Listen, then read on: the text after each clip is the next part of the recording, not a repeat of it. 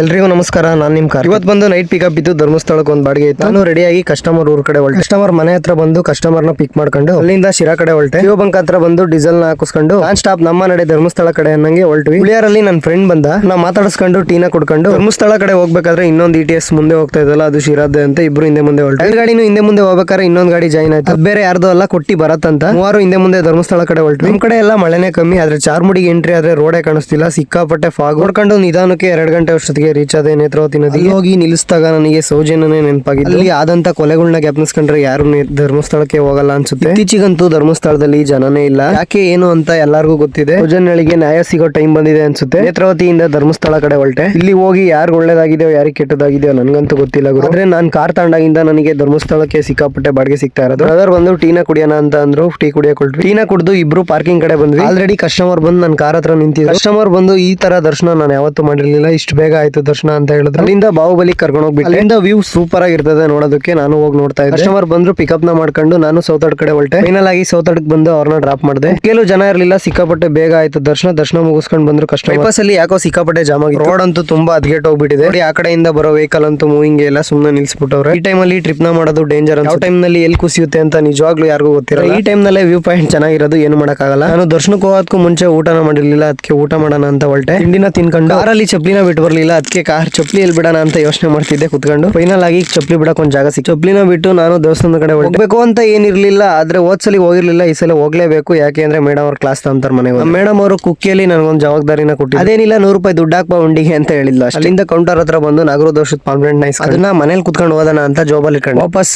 Parking ಕಡೆ ಬಂದು ನಾನು ಮಲ್ಕಮನ ಅಂತ ಹೋದೆ. ಕಸ್ಟಮರ್ ಬಂದು ಕಾಲ್ ಕಟ್ಟಿದ್ರೆ ಟೈಮಿಂಗ್ ಸೇರ ಊಟನೇ ಸೇರ. ಪಿಕಪ್ ಮಾಡ್ಕೊ ಬಂದು ಚೌಡೇಶ್ವರಿ ದೇವಸ್ಥಾನಕ್ಕೆ ಬಿಟ್ಟು ಮಳೆಯಲ್ಲಿ ಜೊತೆಯಲ್ಲಿ ಅನ್ನಂಗ್ ನಮ್ಮ ಹುಡುಗಿ ನೋಡ್ರಿ ಹೆಂಗ್ ಕಾಣಿಸ್ತಾಳೆ. ಪಾರ್ಟ್ 2 ವಿಡಿಯೋಗಾಗಿ ಫಾಲೋ ಮಾಡಿ.